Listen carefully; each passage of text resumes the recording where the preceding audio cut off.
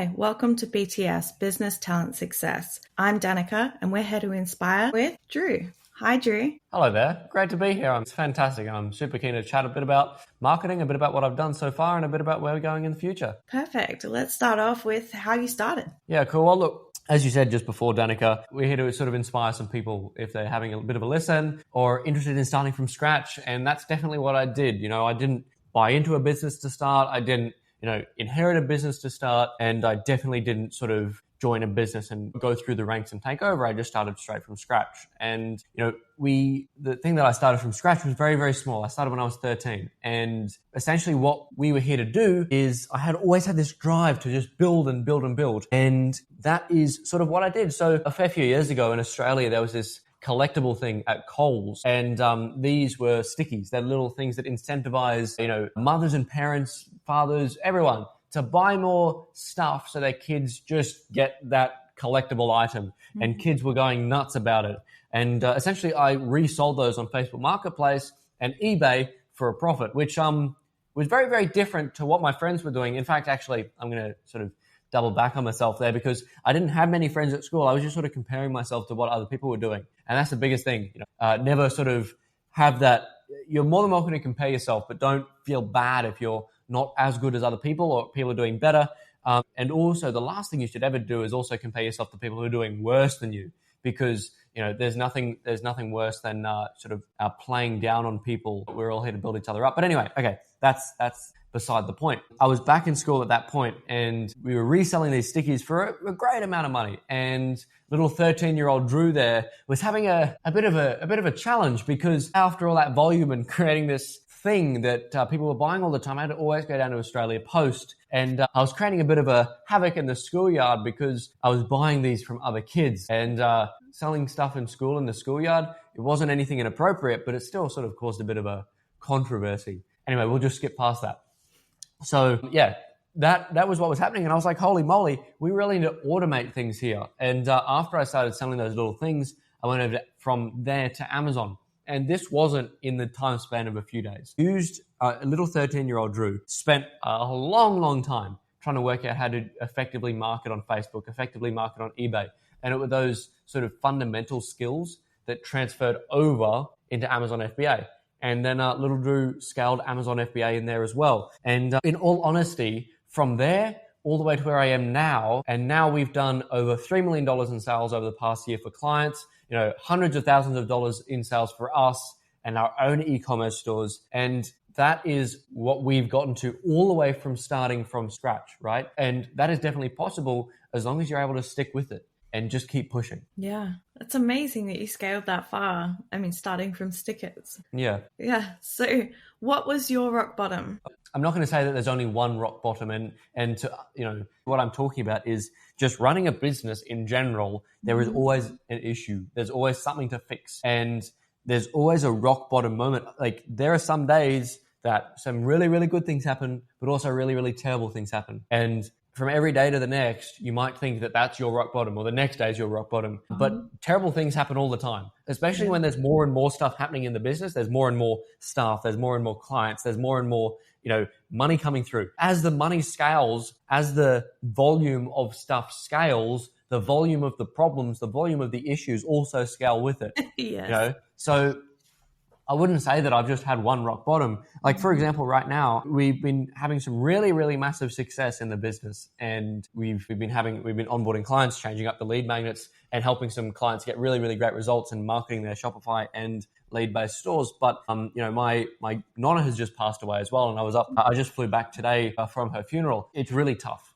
right? And, you could argue that right now is a rock bottom moment in terms of that, but I don't know. I can't put my finger on the one rock bottom, because the way that I look at a problem, and, 100% respect to my nonna and all of that. But, when crap happens, which is life, I always have a look at, we can't do a shoulda, coulda, woulda. You can't should have done this, would have done this, could have done this.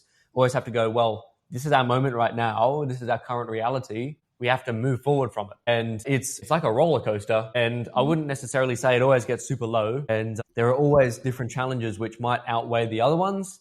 but it just depends how you look at it. So I wouldn't say like I've had a rock bottom moment, and you could say that a rock bottom moment might be the time when multiple issues have culminated into one, like a girlfriend leaving me or something like that happening, which has definitely happened. But I wouldn't necessarily be able to put a finger on one because each different scenario has a different terrible thing happen, whether that be monetary, relationships, or a little mix of both.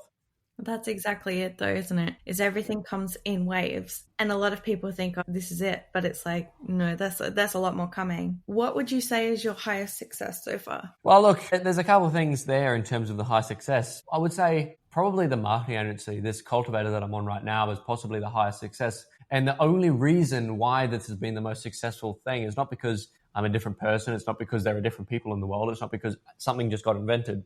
It's just because everything that I've learned up to this point is exactly what I've utilized in this business. And every day is a learning day for everyone. Quite frankly, the reason why we do really, really well with our clients is because we are able to learn from them, and we also learn from what they're saying, the feedback that they give. And I found a lot of marketing agencies, especially the ones that I used to work with when I've had those previous online businesses. And I think I skipped over a couple at the start of the call just to make it quick because there are a lot of winners and a lot of losers that I've had. And that's the fact with entrepreneurship. But after a while, I got to learn that a lot of marketing agencies don't really learn much anymore. They feel like they have their method. They have the thing that works for them, and they don't sort of change up what their system is. Because if you have a system that you're able to replicate 100 times, it takes a lot less effort and work, and it's a lot cheaper to be able to replicate that across 100 clients rather than learning from each of the individual ones. But the thing that sets us at the Cultivator apart, quite frankly, and something that I love to do,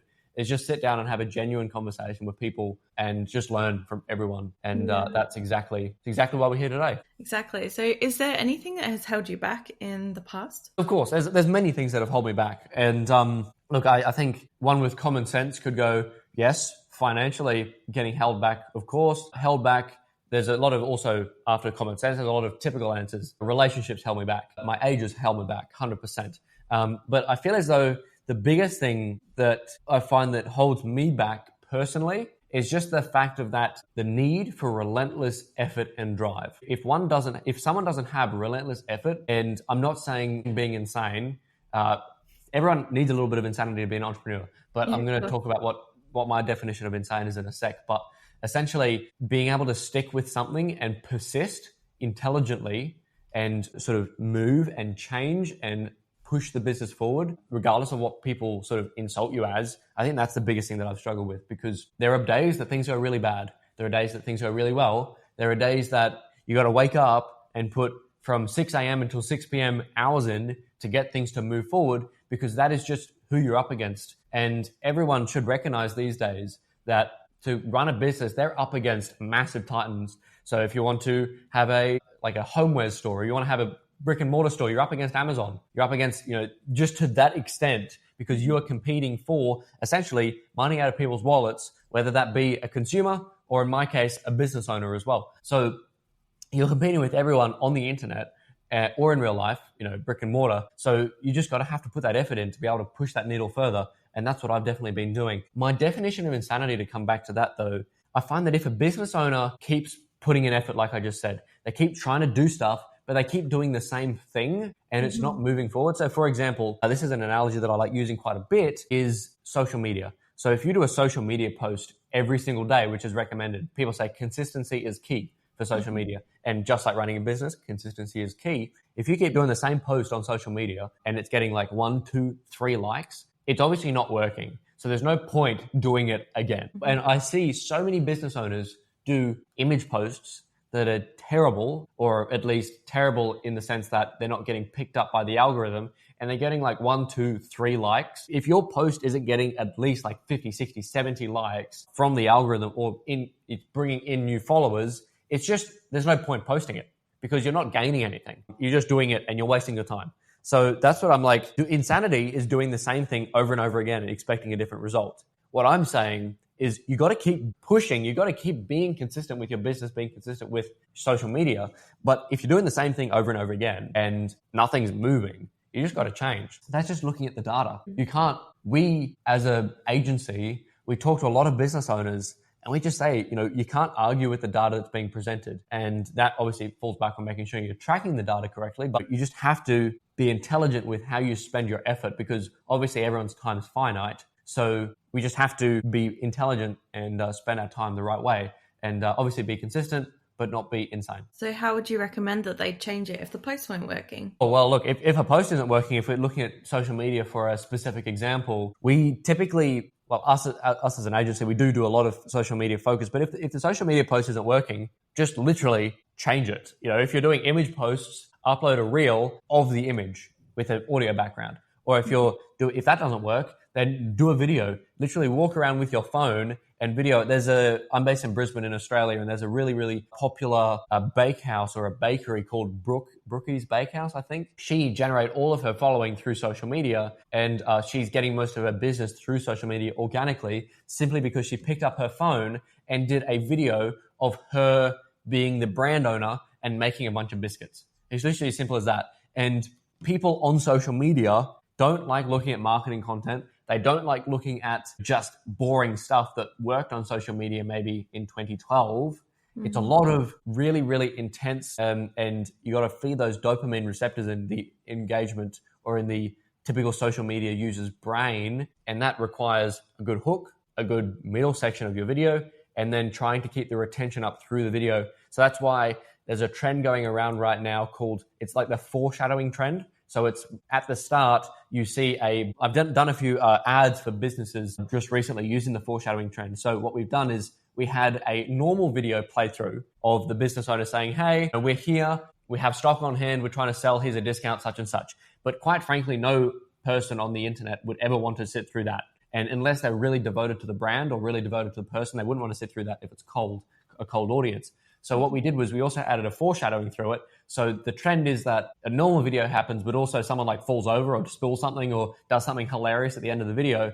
And then the reason why it's called foreshadowing is that it happens at the start, small amount. So it like cuts in and out. And we did that with the guy just laughing, or we utilized a few different foreshadows. And that's a way just to keep the hook and the engagement happening throughout the video. Yeah, that's good. So how has your age affected your work? Yeah, look, I mean, realistically, when someone asks about my age, I don't really care what they think. And the only thing that really matters is just if we're able to get the results. Mm-hmm. And quite frankly, when business owners see myself and see our team generating really good results for them, it doesn't really matter what the age is, because quite frankly, a lot of my team is also double my age. So, our team manager, for example, has worked with us for such a long time that he's been able to send his kids through college. So it's not about my age particularly as well. If we culminate it with our team as a general or an overall age, it doesn't really matter. Honestly, it doesn't matter. There's a lot of young people these days as well, making a really, really good living, being so young. And, I didn't go to university, and I've just been running a business for, since I was 14. Ideally, by the time I'm older, we will have established the Cultivator to be a really, really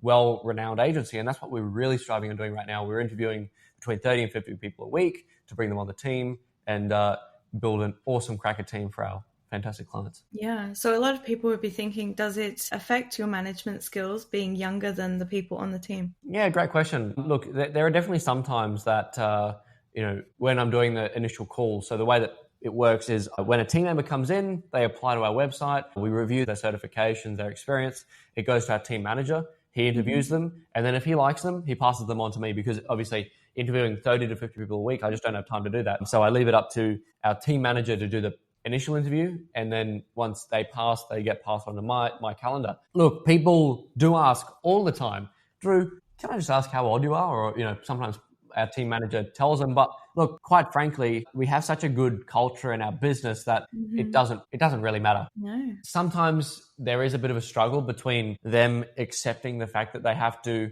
follow the guidance of a 19-year-old. Quite frankly, it's not like, that's not a big deal. We're all playing on the same playing field here. Age doesn't really matter at this stage, because, the money is the same scale. Like, they're not getting paid a less hourly rate because they're working with a 19-year-old.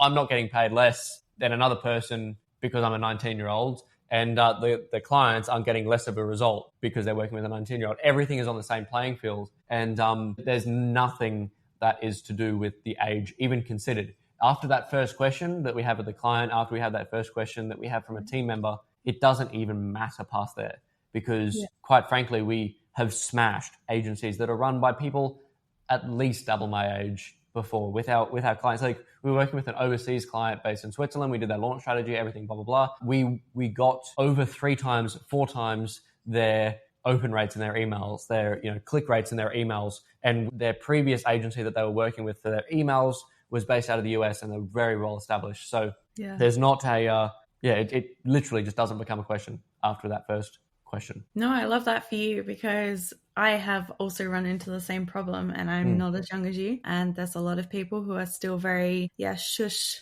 young person, I'm going to, do what I'm going to do. And you look up to me, not the other way around. And it's like, well, yes, but we specify in different areas. And so, it should be exactly the way you're saying. It's an equal playing field. Look, you just gotta stand on your business. You got to be confident in yourself. And look, if you're not getting the results they hoped for, if you're not getting what they wanted, they have every right to try and pick an answer to explain why they're not getting a result and pop the blame on you, which is 100% what can happen.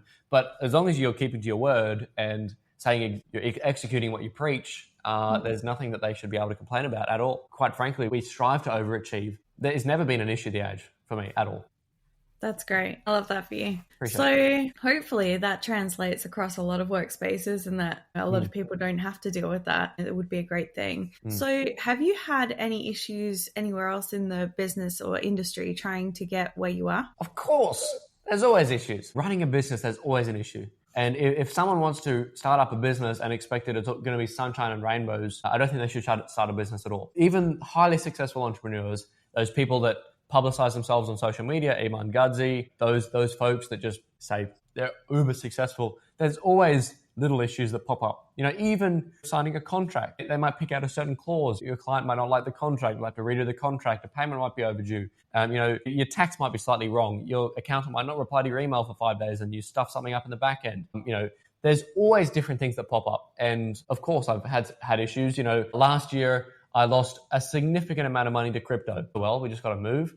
When I had the Amazon business, I had 100 massage guns from a shipping container turn up at my house because they weren't certified properly. Oh, well, you just got to move. You can't have a massive issue and go, oh, my life's over. We can't move from here. There's so many opportunities in the world. If one opportunity comes to the end and it just doesn't work out, the last thing you can ever do is just give up on yourself. You might be able to give up on that idea. Great. You might feel bad about yourself. Don't feel bad about yourself more than like 3 minutes. In fact, the worst thing you can do is feel bad for yourself. You can feel bad for other people. I don't mind that. But the last thing I ever try and do is feel bad for myself, because who really cares if you feel bad for yourself? Yeah. No one. In fact, actually, what I've noticed is no one really, really minds about anyone else's success. Like, people might congratulate all the time, but there's the world is a very selfish place. So you just got to do the best that you can for others and for yourself, and push them forward. And especially with the agency, the reason why I'm running an agency is because after running these e-com stores, a fair few people came to me while I was running the e-com stores and said, hey, Drew, can you manage a business? Can you manage these websites? Can you do the marketing? Which is exactly what we did to start the Cultivator. And I love building other people's ideas and building their success as well, which is very, very rare to find in the world. Not many people enjoy seeing success in others, but being an agency, building other people's success means inherently we build ourselves bigger as well. So it's a win-win situation for us and as well as the clients. I love building success, and you just got to really believe in yourself, and you just got to keep pushing. With all the campaigns that we run, we are always honing in on the data and making sure every day is we're working towards a goal, and that campaign may have had a little bit of a pullback, but the other one would have pushed forward. And just balancing that, pushing it forward towards the goal, and making sure the ROASes are intact, making sure the campaigns are getting correct tracking, and all the way through that. So is there anything that you think like, gosh, I wish I had known that? The biggest thing is just to make sure the money is coming through in the correct way. I think, running a business is you just got to be hand on the money. Like, you got to know what the money's doing all the time. So by saying that, that's a really, really simple way of saying, make sure everything is being tracked. Make sure you know what is happening to everything, and making sure, and this is coming back to a marketing analogy, making sure your campaigns are delivering the results to the right spot, and making sure you're knowing what the results and where the results are coming from. Because, for example, if you're running a Google ad, you want to know that Google ad is generating your results at the end of your funnel. So making sure that those results are actually coming from Google and making sure you're knowing where those results are coming from. A way of doing that would be making sure your Google Analytics is connected. So if you have a Shopify site or if you have a WordPress site, connect them through really, really easily. Making sure, I would recommend having Microsoft Clarity on a website. Any website you have, just put Microsoft Clarity on so you can start pulling in data on what customers are doing on your website, what clients are doing on your website. Something that I only just discovered at the beginning of this year, Microsoft Clarity. It's a relatively new tool, but it's 100% free and it generates heat maps and all that sort of thing. So I recommend having a look at that. I really recommend making sure that if you are managing an e-commerce business or managing products or selling products online, if you are trying to create a brand online with products, use Shopify. Shopify, this is not an ad for Shopify, but Shopify, in my opinion, is the best one-stop tool. Once you scale past like $1 million per year in terms of products, I recommend reconsidering what you're doing, making sure that you're not paying. A big thing with Shopify is the amount of fees that you pay on the Shopify payments.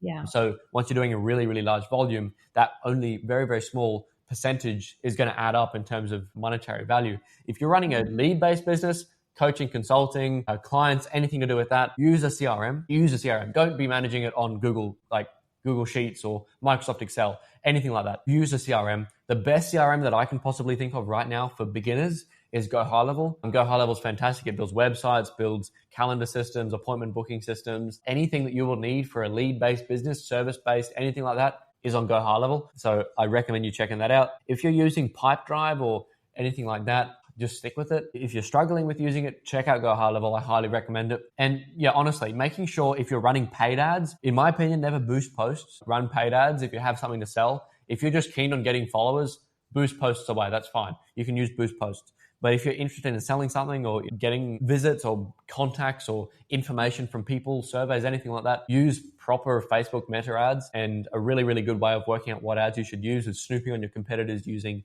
the Facebook ads library. So that's a really effective way. But make sure that your pixel is connected correctly on Facebook ads and you have a Meta Business Suite set up before you run Facebook ads. The last thing that you would ever want to happen is your Facebook ads account gets suspended because it's tied into your personal details, not your business. That has happened for so many clients of mine. We've started working with the client and we've had to totally rework their entire Facebook Meta Business Suite to actually try and get it away from their personal identity and onto their business. Because once you start doing a lot of volume in Facebook ads, they want to verify that the money's actually coming from a non-scam or fraudulent location. So they want, they want some sort of details from you. And if it's tied into your personal details, it's really, really tough, especially if you're registered for GST and, with the ATO or any governing body like the IRS. So I highly recommend you making sure that that's set up. So those are a couple of really beginner tips that I've just dropped. I hope that was some sort of benefit to you. It was great. Thank you. When you started your business, you had made $3 million? We've done $3 million of client sales in the past year, but we've done $300,000 of e-com sales. We've done $300,000 in sales in the last year ourselves for us, and then $3 million for clients. And you international? Correct. Yeah, we've had clients across Australia, we've had clients in the US and clients in Europe. Correct. Yeah. Wow, that's some growth. Yeah. Look, with the internet, you can have clients anywhere, and especially with our team, we have a fair few people in Australia in our team, but also we have a great base in the Philippines as well, because we find that the talent, even though some people say that having talent overseas is very, very tough to verify their abilities or skills, if you're able to interview a large amount of people, which we do, and you're able to instill trust in the team and help the team believe in your business, then that's exactly what we do. So is there anything for anybody who is struggling right now, what would you recommend them to do in order to pick themselves back up? Struggling in terms of what? Probably mental clarity, as far as maybe hitting a bit of a bump in the road or starting fresh and not knowing which direction to go. Okay. I have a very, very simple and abrupt perspective on picking yourself up. Quite frankly, and this has happened to me many times, things have gone wrong, lost a lot of money, or 100 massage guns rocked up, or stock's gone bad, a client's wanted to change their contract, it's become a bit hard, communication's been hard, anything like that. No one is coming to save you. No one is coming to save me. You're at where you're at now, and there's no point looking back on what it could have been. There's no point thinking about where you could be if you didn't make a certain decision, or if you didn't stuff around or didn't procrastinate. And there's no point sitting around thinking about that, because that in itself is procrastinating.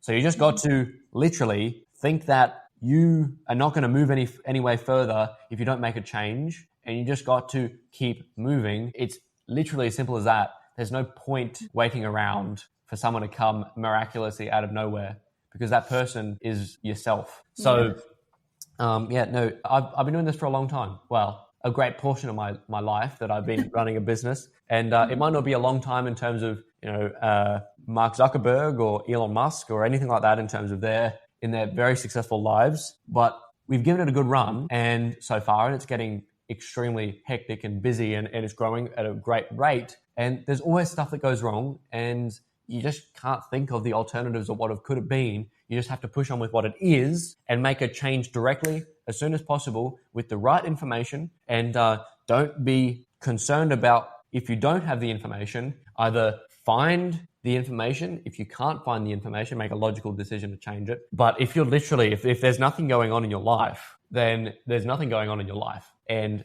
you shouldn't have that. You shouldn't be concerned about what other people think. The scariest people, in my opinion, are the people that don't care about what other people think, because that means that they just do stuff what they believe is the best. And that's really scary to me, because a lot of people care what people think, and people that don't just absolutely outpace them. And I think that's a little bit on why we're scaling so quickly, because we don't really care what other people think about our age. We don't really mind if other people don't really like us, that we're getting great results. The only people that we care about is our clients and our potential clients. And we just scale very quickly. And that's the way to be, 100%. Especially if you're a entrepreneur, business, and talent as well. We found that being in talent is very the same way, where you have a lot of judgment coming at you for being different. So it's a good way to be. What are your goals from here? Look, I want to build the agency into a global agency where we have staff from all around the world and clients from all around the world. And to do this, we are going to have to be expanding our team using our pod system. And the pod system that we currently have is essentially we have client limits for our clients team. So we have 4 team members: strategist, account manager, ads manager, and account manager. That's a general pod. Sometimes we have specialized pods for different clients, etc. But essentially, we don't let more than a set amount of clients work with these people, because then we can provide really niche and really specific assistance to that set amount of clients. So as soon as we fill that up, we bring on another certain amount of people, a certain amount of team. And by doing so, we're able to build out more and more teams in different time zones. And by eventuality, it is my goal to build offices in small locations, in small towns, and build a network of team of people to assist businesses in scaling, and to keep that motto of being 100% honest throughout the world. But anyway, by extension of that, I'm genuinely here to change lives. We've started building dreams for people. We've started working with a 21-year-old guy on the Gold Coast in Australia. He was doing about $4,000 a month in sales. Last month, he did $86,000 in sales. Our team, as I said, our team manager, the guy that interviews a bunch of people, has been able to send his kid through college because of working with us. And I just want to have many, many more stories like that in terms of our business, because I love building things, and I'm genuinely here to make a big difference with the world. And from what my family has done to come here to the stage that we're at now is absolutely insane in terms of immigrating to Australia. And they just didn't give up to build themselves up from literally nothing to where we are now. And I'm going to keep that passion alive and help a bunch of other people to build their dreams up even further. Yeah, that's amazing. And we love that here. So I'm curious though, if you hadn't have found your passion so early in marketing, what do you think you'd be doing otherwise? Great question. I've never considered it, because quite frankly, I have that motto of shoulda, coulda, woulda. I should have done this, could have done this, and I would have done this. I don't spend any time worrying about what it could have been, because I've spent all of my energy right now on focusing on what it is and what it needs to be, and putting all of my energy into planning how to get there and executing the plan, and focusing on what we need to work on right now as well. Well, we love what you're doing, and you are making a big difference out there with your marketing and everything you specialize in. I mean, you're scaling more than what a lot of people have, or that they know how to do, and you just know across all the platforms how to market everything, and that's amazing. So Look, can I just say that there are a lot of people that say they know how to do a lot of things. I found that, especially being a business owner and consulting a lot of people who say that they know how to do a lot of things, and like I said, we interview between 30 and 50 people a week, and we only bring out one or two of those people from those interviews because a significant portion of people are just blow their own horn out of nowhere. We 100% know that everyone is just full of crap. There isn't a truth in marketing. There isn't a silver bullet. There's nothing that really will stand out. The thing that does remain true is being honest. And to help a business scale effectively, one needs to be honest with the business owner to give them the answers that they need, because the business owner is the person at the top. The business owner is the person that is able to make the final decision. And the business is their baby. And if your baby has something wrong with it, you'd want the doctor to be telling you what's wrong with it. So that's what people got to do. And as soon as honesty is lost in a relationship, as soon as honesty is lost in a professional business relationship, it just piddles out and nothing works, because no one trusts anyone. And that's what we do. So as soon as someone says that they can do something and they can't do it, that trust is lost and nothing works out. So people can say that they can do everything. The last thing you can do is trust them. So you have to take everyone's advice with a grain of salt, and you have to be on them all the time about being honest, because as soon as that trust is lost, it is lost.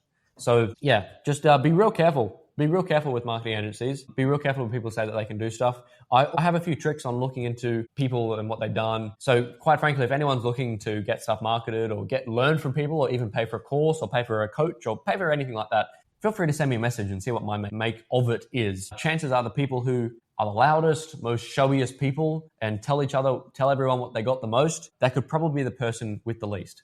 I'm not here to make any assumptions, but just personal experience. The vast majority of them are, there are a lot of really, really nice people I've met that love showing off, and it's great to be proud of what you've created, no doubt. If you've made enough money to buy a great car, great. But there are a lot of show ponies out there that haven't necessarily achieved it. So just be real careful with who you trust about what they can do. Well, that's great advice. I can't think of anything else that we haven't covered, and you've covered a lot, so that's great. Appreciate it. Thank you so much for coming on. We really appreciated your time, and I think the audience is going to love your advice on all of your marketing Appreciate areas. it, Danica. Thank you. And we'd love to have you on again in the future. Appreciate it. But until then, I wish you great success in your business. You as well. Thank you so much for having me on. Talk soon. You're welcome. Thank All you. right, bye-bye. Thanks for joining us on Business Talent Success. If today sparked something in you, remember you can bring your vision to life with our powerful tools and resources. Build the business you've been dreaming of, starting now. Don't forget to like, follow, and subscribe so you never miss a moment of inspiration.